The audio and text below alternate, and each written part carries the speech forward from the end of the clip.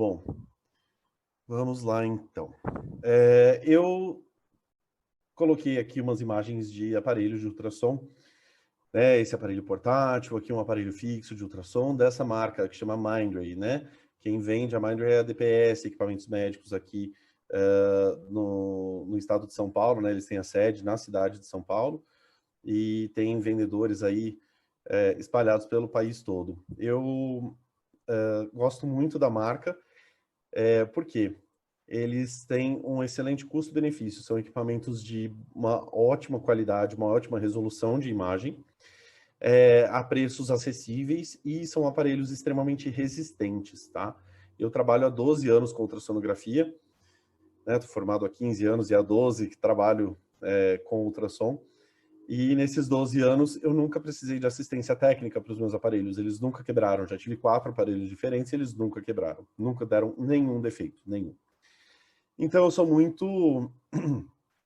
eu sou um cliente satisfeito da marca, por isso que eu gosto de falar deles, mas existem outras marcas também de equipamentos que são muito boas, né, como o GE, a OT, a Sonoscape tá com os aparelhos, uma linha bacana também, a Xison tem alguns aparelhos que são bem interessantes de trabalhar, tem algumas marcas novas que estão entrando no mercado também, então é um mercado muito grande aí, muito dinâmico, né? Enfim, vamos lá. Quando a gente fala da imaginologia, né, a gente está falando de uma área, de uma especialidade dentro da medicina de pequenos animais, né? Na verdade, também em grandes animais, né? Mas a gente aqui se refere a pequenos sempre, né? A gente sabe que essa área envolve várias técnicas de imagem, vários exames, né? Então, a ultrassonografia, a endoscopia, o raio-x, o eco, a tomografia, a ressonância magnética. Então, tem uma série de modalidades, né, que compõem a área da imaginologia que a gente faz parte. Então, eu gosto sempre de lembrar disso e de colocar que o ultrassom é uma ferramenta, né? Porque eu percebo que muitas vezes tem uma expectativa muito grande, uma cobrança, uma expectativa mesmo de que o ultrassom vai conseguir fechar todos os diagnósticos e que vai servir para uma série de coisas, e não é assim que funciona, né? A gente tem as limitações, tem situações que o raio-x vai ser muito mais indicado do que o ultrassom. Enfim, por isso que eu gosto também de mencionar outras técnicas de imagem quando eu estou falando, de repente, de uma doença, de alguma coisa que tenha um outro exame que vai ser mais acurado ali para fechar aquele diagnóstico, né? Então, quando a gente fala dos exames padrão ouro, né? Que são o exame ideal, né? O melhor exame, a melhor opção para se fechar um diagnóstico. Então, vocês vão ouvir eu falar bastante sobre isso, né? Para que a gente saiba também em que momentos a gente vai recusar um paciente. Ele fala, olha, né, você está aqui querendo agendar um ultrassom, mas não, para esse caso, eu não acho que o ultrassom vai resolver o problema. Eu acho que tem que ser outro exame. E aí a gente pode sugerir, né, conversar, discutir o caso e tudo mais. Então, aí já fica a primeira dica de ouro, né? A gente tem que dominar bem a clínica. Se a gente não tem um bom conhecimento da clínica, a gente não vai saber, né, dessas interações e vai ter dificuldade muitas vezes de conversar com o clínico, de passar um resultado de exame, de dar um parecer, né? E constantemente eu recebo mensagens assim, e aí, eu abro ou não abro? Né? Hoje mesmo eu fiz um exame agora à tarde de um gato com hidronefrose. Aí o veterinário falou, e aí, encaminho para o cirurgião ou encaminho para o nefro? Né? Qual o caminho que eu posso tomar agora com esse paciente? E é muito legal os nossos colegas terem a gente como referência, né? De querer conversar, de querer pedir uma opinião para a gente. Então, eu me sinto honrado e é algo que eu faço assim de coração aberto e sempre muito feliz, muito lisonjeado de saber que aquela pessoa está confiando em mim, no meu conhecimento, no meu trabalho, para dar uma opinião sobre algo tão importante que é a conduta de tratamento daquele paciente, né? Então, é algo que eu procuro fazer com muita responsabilidade, com muito carinho, né? E prestar bem atenção no que a gente está conversando, no que a gente está orientando sobre cada animal aí, sobre cada paciente, para a gente poder trazer o que tem de melhor aí para cada um, né? Eu falo que quem trabalha com imaginologia gosta de qualquer coisa que agrade aos olhos, né?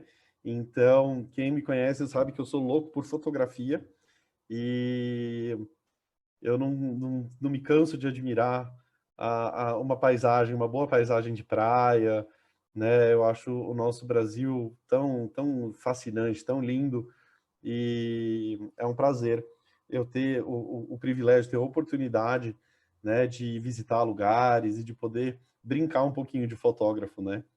Então, é sempre algo que me agrada bastante. E hoje a gente com essas redes sociais, o Instagram, o Pinterest, é, a gente consegue selecionar o que a gente quer ver, né? E poder estimular esse recurso visual que a gente tem, né? E isso é algo extremamente benéfico e positivo para quem trabalha com imagem. Então, olha que interessante.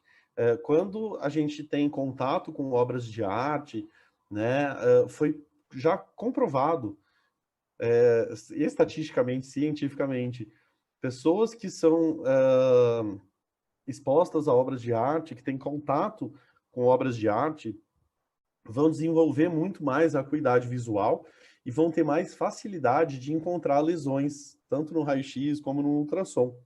Então,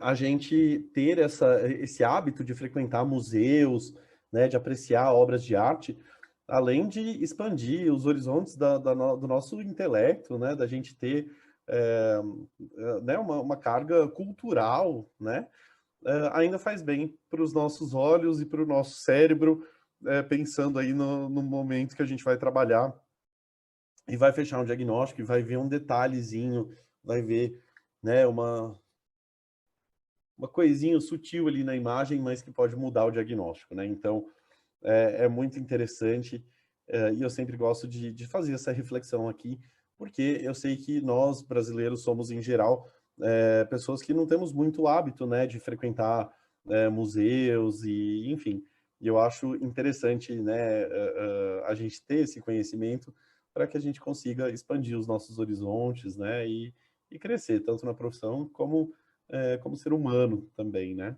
Eu acho isso muito bacana. Bom, quando a gente fala então da formação da imagem, a gente está falando da captação de ecos, né, da imagem ultrassonográfica. Então, o conceito dessa ecografia, né, dessa formação da imagem pelo ultrassom, compreende um sistema muito comum, né, e muito antigo, que é o esquema de ecolocalização dos morcegos. E essa ecolocalização também é utilizada por baleias, por golfinhos, né, e consiste, na verdade, em emitir uma onda sonora, né, que eles vocalizam. Então, no caso aqui do morcego, ele vai dar uns gritinhos, e aí esse som vai se propagar no ambiente. Essas ondas sonoras que o morcego emitiu vão atingir obstáculos, então, seja uma parede, uma porta, uma cadeira, enfim, né, vai atingir as estruturas que estão ao redor, e cada estrutura vai produzir ecos de retorno, né? E aí o morcego vai captar esses ecos e vai saber a que distância está um certo obstáculo dele e vai conseguir desviar, né? Então, é dessa maneira que funciona a ecolocalização. E o ultrassom funciona de uma maneira muito parecida. Então, o nosso transdutor vai emitir o som, esse som vai se propagar no meio, que no nosso caso é a cavidade abdominal, e cada órgão vai fazer refletir uma quantidade, uma intensidade de ecos, né, de retorno para o transdutor. E aí o transdutor vai captar esses ecos e vai converter em pontos, né, luminosos na tela lá do ultrassom e vão formar a imagem que a gente está acostumado a ver em tons de cinza, tá? Então, esse comparativo com o esquema de ecolocalização do morcego é realmente para a gente entender como se comporta a onda sonora e qual é o propósito do ultrassom de uma forma geral, tá? Eu recebo bastante essa pergunta, né, dos tutores, quando eles entram na minha sala, eles veem meu aparelho, eles perguntam, esse é de humano? Eu falo, não, o meu é um ultrassom de uma marca veterinária, mas o princípio é o mesmo, né, o princípio físico da formação da imagem é tudo igual, né, então, se eu pegar o meu ultrassom e passar em mim ou em outra pessoa, a gente vai ter a formação da imagem, enfim, normal. né? Mas é interessante isso, às vezes parece óbvio, né, para alguns de nós, mas é uma pergunta que eu recebo com bastante frequência lá na minha rotina.